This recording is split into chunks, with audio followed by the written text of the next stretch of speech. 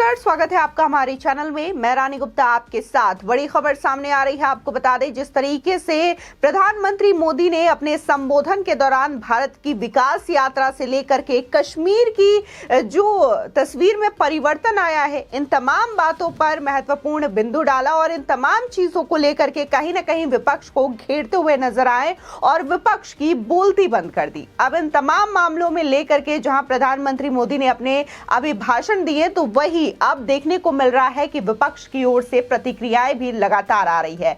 आपको बता दें कि गुलाम नबी आजाद, जो कि पूर्व कांग्रेस के नेता रहे हैं। देखिए, मैं ये स्ट्रांग तो नहीं कह सकता हूं, लेकिन इतना ज़रूर कह सकता हूं कि दुनिया में जो हालात हैं इस वक्त बंदे में, उसमें इंडिया बेहतर पोजीशन पे है।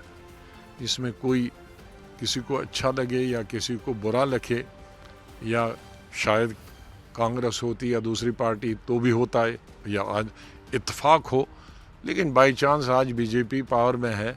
लेकिन इंडिया एज इंडिया, और उसमें सब इंडियंस को वो क्रेडिट जाता है। ठीक है, गवर्नमेंट जो होती है at the helm of affairs, वो क्रेडिट लेना चाहिए, लेकिन एज इंडियन उसको सब इंडियंस को क्रेडिट जाता है कि सब अपना अपना काम कर रहे हैं, अपनी अपनी जगह कर रहे हैं, अपनी अपनी प्रांतों में सरकारें, विभिन्न पार्टियों की सरकारें हैं, वो अपना काम कर रहा है।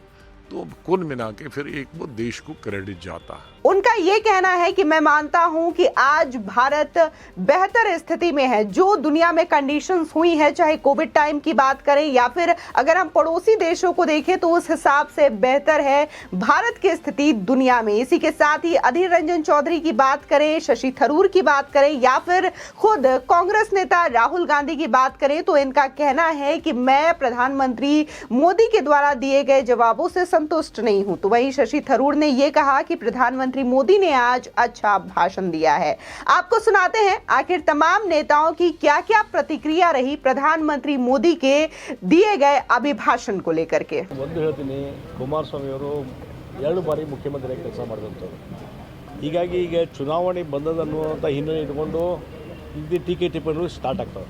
ನಾವು ಒಂದೇ ಹೇಳುವಂಥದ್ದು, ರಾಜಕೀಯ ನಾಯಕರುಗಳಿಗೆ ಯಾರೊಬ್ಬ ವ್ಯಕ್ತಿ ಬಗ್ಗೆ, ಧೋರಣೆ ಬಗ್ಗೆ ವೈಯಕ್ತಿಕವಾಗಿ ಮಾತಾಡುವಂಥದ್ದು, ಅವ್ರ ಬಗ್ಗೆ ಭಾಳ ಸಣ್ಣದಾಗಿ ಮಾತಾಡುವಂಥದ್ದು ಮತ್ತು ಜಾತಿಗಳನ್ನ ಉಲ್ಲೇಖ ಮಾಡಿಕೊಂಡು ಮಾತಾಡುವಂಥದ್ದು ಯಾವ ರಾಜಕೀಯ ಧೋರಣೆಗೆ ಶೋಭೆ ತರುವಂಥದ್ದಲ್ಲ. ಇಂಥ ಒಂದು ಹೇಳಿಕೆ ಮತ್ತು ಪ್ರತಿ ಹೇಳಿಕೆ ಇವಕ್ಕೆಲ್ಲ ನಿಲ್ಲಿಸಬೇಕು ಅನ್ನುವಂಥದ್ದು ನಾನು ಈ ಸಂದರ್ಭದಲ್ಲಿ ಹೇಳಬಯಸ್ತೀನಿ. ಅನುಭವ ಇದ್ದಂಥವ್ರು ಇತ್ತೀಚಿನ ದಿನಗಳಲ್ಲಿ ವೈಯಕ್ತಿಕ ತೇಜೋವಧೆ, ಅದಕ್ಕೆ ನಾನು ಹೇಳಿದ್ರಲ್ಲಿ ಇತ್ತೀಚಿನ ದಿನಗಳಲ್ಲಿ ರಾಜಕಾರಣದ ವ್ಯವಸ್ಥೆ ಭಾಳ ಕೀಳುಮಟ್ಟಕ್ಕೆ ಹೋಗ್ತಾ ಇದೆ. ಯಾರು ಮಂತ್ರಿಗಳಿದ್ದಂಥವ್ರು, ಮುಖ್ಯಮಂತ್ರಿಗಳಿದ್ದಂಥವ್ರು, ಮಾಜಿ ಮುಖ್ಯಮಂತ್ರಿ ಇದ್ದಂಥವರೇ ಇವತ್ತು ಚುನಾವಣೆ ಹಿನ್ನೆಲೆ ಇಟ್ಕೊಂಡು ಭಾಳ ಕೀಳು ಮಟ್ಟದಲ್ಲಿ ರಾಜಕಾರಣ ನಡೀತಾ ಇದೆ. ಇದನ್ನು ನಿಲ್ಲಬೇಕಂತ ನಾನು ಪದೇ ಪದೇ ಹೇಳಿದ್ದೇನೆ. ಅದು ಆ ವ್ಯಕ್ತಿಗಳ ಗೌರವಕ್ಕೂ ಧಕ್ಕೆ ತರುವಂಥದ್ದು. ಅದಕ್ಕಾಗಿ ಇದನ್ನು ನಿಲ್ಲಿಸ್ಬೇಕಂತ ನಾನು ಹೇಳ್ತೀನಿ. ಸರ್, ಈಗ ಬಜೆಟು ನೋಡೋಣ. ಈಗ ಬಜೆಟು ಮಂಡನೆ ಮಾಡಿದ 17ನೇ ತಾರೀಕಿಗೆ ಮತ್ತು 10ನೇ ತಾರೀಕಿಗೆ ಗವರ್ನರ್ಸ್ ಅಡ್ರೆಸ್ ಇದೆ. ಆ ಸಂದರ್ಭದಲ್ಲಿ ಈ ಭಾಗದ ಏನು ಡೆವಲಪ್ಮೆಂಟ್ಸು, ಮತ್ತೊಂದು ಇನ್ಫ್ರಾಸ್ಟ್ರಕ್ಚರ್ಗೆ ಏನು ಹಣ ಬೇಕು, ಮತ್ತೊಂದು ಈಗಾಗಲೇ ಮುಖ್ಯಮಂತ್ರಿಗಳು ಈ ಭಾಗದಲ್ಲಿ ಬಂದಾಗ ಬೇರೆ ಬೇರೆ ಯೋಜನೆಗಳ ಬಗ್ಗೆ ಸಾಕಷ್ಟು ಅವ್ರ ಜೊತೆ ಚರ್ಚೆ ಮಾಡಿದ್ದೇವೆ. ಮತ್ತು ಇನ್ನು ಬಜೆಟ್ನಲ್ಲಿ ಈ ಭಾಗದ ಒಂದು ಅಭಿವೃದ್ಧಿಗೆ ಏನು ಒತ್ತು ಕೊಡಬೇಕು ಅನ್ನೋದ್ರ ಬಗ್ಗೆ ಅವ್ರ ಜೊತೆ ಸಮಾಲೋಚನೆ ಮಾಡ್ತೀನಿ. ಬಜೆಟ್ನಲ್ಲಿ ಅದನ್ನು ಅಳವಡಿಕೆ ಮಾಡಲಿಕ್ಕೆ ನಾನು ಪ್ರಯತ್ನ ಮಾಡ್ತೀನಿ.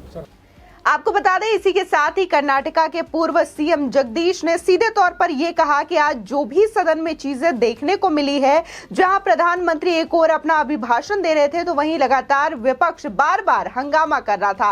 यह बेहद ही निचले स्तर की राजनीति विपक्ष के द्वारा की जा रही है। इसी के साथ ही अगर बात हम अधीर रंजन चौधरी की करें, तो उनका भी यही कहना है कि जिस मुद्दे को लेकर के हम बार बार सवाल उठा रहे थे, उस मुद्दे पर प्रधानमंत्री मोदी ने कोई भी प्रतिक्रिया नहीं दी है। आपने हमारी मुद्दे को जवाब दिए। आप पीएम साहब की भाषण आप भी सुन लिया करो। कल हमारा मेन फोकस था हिंडनबर्ग रिसर्च पेपर में, आज हमारा मेन फोकस था चीनी फौजों की अतिक्रमण में। 2 मुद्दों पे आप कभी सुना है पीएम ने एक लफ्ज कहे हैं? पीएम अनाप शनाप बात बोलते हुए ये असली जो हमारा मुद्दा, जिस मुद्दे को लेकर हम बार बार गुहार लगा रहे हैं, कि किसी के खिलाफ हमारा कोई जाति दुश्मनी नहीं है, लेकिन हिंदुस्तान के आम लोगों की, करोड़ों लोगों की LIC के चलते, बैंक के चलते, जिस कंपनी में निवेश हो चुके हैं और जिस कंपनी की विश्वसनीयता पर सारे दुनिया में एक प्रश्न चिन्ह लग चुके हैं, सवालिया निशान लग चुके हैं, उस करोड़ों LIC धारकों और स्टेट बैंक ऑफ इंडिया की खाता धारकों की इनकी क्या होगा, ये हमारा सबसे बड़ा कंसर्न थी। तो इस मुद्दे पे सरकार क्यों चुप्पी साधी रहे? हम JPC मांग किया, हम न्यायालय से छानबीन करने की मांग किया। अगर कुछ ना ही भी हो, मान लो ED तो थे मोदी के पास, सारे ऑपोजिशन के खिलाफ ED का इस्तेमाल हो रहे हैं, तो ये ED को कम से कम ये छानबीन में, जांच पड़ताल में, ये हिंडनबर्ग रिसर्च पेपर के ऊपर जो बात रखे गए, इस पे अगर तैनात करते तो भी तो हमें कुछ मिलता खबर। लेकिन मोदी जी भागते रहे, अपना सराहना लेते हुए मोदी जी भागते रहे।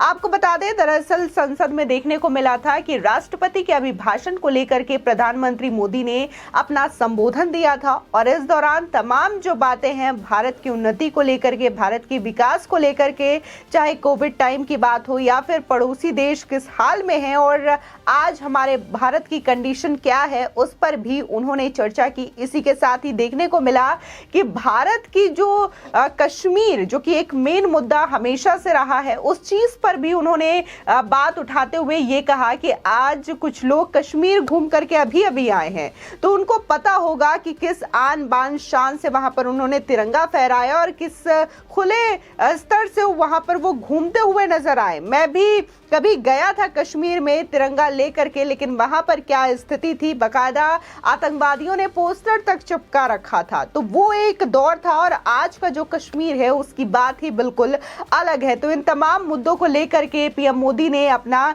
भाषण रखा। इसी के साथ ही देखने को मिला कि राहुल गांधी जिस मुद्दे को लेकर के बार बार कहीं ना कहीं PM मोदी से जो जवाब चाहते थे, वो शायद उनका कहना है कि ये जवाब उन्हें नहीं मिला, क्योंकि वो अडानी को लेकर के जवाब चाहते थे। लेकिन इसके अलावा जिस तरीके से अगर हम राहुल गांधी के ही स्पीच पर नजर डालें तो उनका अडानी रो को लेकर के यही कहना रहा कि आज जो डिफेंस में कॉन्ट्रैक्ट मिल रहे हैं वो आज इजराइल से कॉन्ट्रैक्ट मिल रहे हैं, श्रीलंका से कॉन्ट्रैक्ट मिल रहे हैं। तो ये कहीं ना कहीं भारत के लिए यही अच्छी बात है कि जो विदेशों के कॉन्ट्रैक्ट है वो एक भारत के उद्योगपति को मिल रहा है। जहां एक और राहुल गांधी खुद अपने इन सवालों में लोगों के जवाब देते हुए नजर आ रहे थे, तो वहीं लगातार बार बार अडानी को लेकर के वो कहीं ना कहीं घेरते हुए नजर आ रहे थे, केंद्र सरकार को घेरने की कोशिश कर रहे थे। और सीधी सी बात है, अगर किसी उद्योगपति को लेकर के इस तरीके से सवाल किया जाता है तो जाहिर सी बात है कि देश के प्रधानमंत्री अपने भारत को लेकर के बात करेंगे, भारत में क्या काम हुआ है और कौन से काम करने हैं उस चीज को लेकर के बात करेंगे। लेकिन जिस तरीके से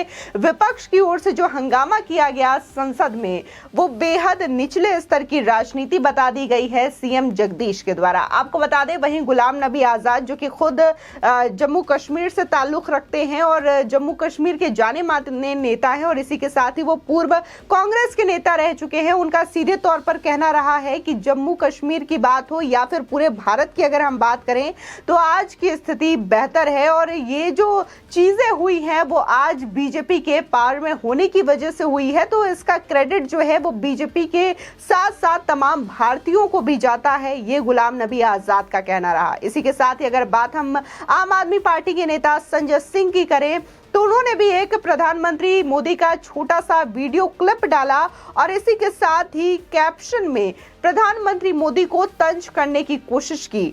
बता दें, संजय सिंह एक छोटा सा वीडियो क्लिप प्रधानमंत्री मोदी के अभिभाषण का शेयर करते हैं और कैप्शन में लिखते हैं, जीवन खपा दिया है, पल पल खपा दिया है, अडानी की उन्नति के लिए देश कितनी लफ्सासी सुनेगा गुरु। यानी कि ये छोटा सा वीडियो कट उन्होंने शेयर किया, लेकिन इसी के साथ ही जो प्रधानमंत्री मोदी ने इस वीडियो के दौरान पूरी बातें बोली वो शायद संजय सिंह ऐड करना भूल गए, क्योंकि सीधे तौर पर प्रधानमंत्री का ये कहना था कि मैंने जो मोदी पर विश्वास है वो अखबारों की हेडलाइन से नहीं और ना ही टीवी में चमकते चेहरों की वजह से होता है। ये कहीं ना कहीं उन पार्टियों पर निशाना था जो कि काम करने की बजाय सिर्फ और सिर्फ अपने विज्ञापन टीवी एड में देते हैं और अखबारों में देते हैं। और कहीं ना कहीं ये निशाना जो है खुद इन्हीं की पार्टी आम आदमी पार्टी के लिए था, क्योंकि देखने को मिलता है कि आम आदमी पार्टी की जो विज्ञापन है, जो एडवर्टीजमेंट है, वो तमाम पार्टियों से कहीं ना कहीं बहुत ज्यादा दिखाई देती है। फिलहाल इन खबर को लेकर के आपकी क्या राय है हमारे कमेंट सेक्शन में जरूर बताएं।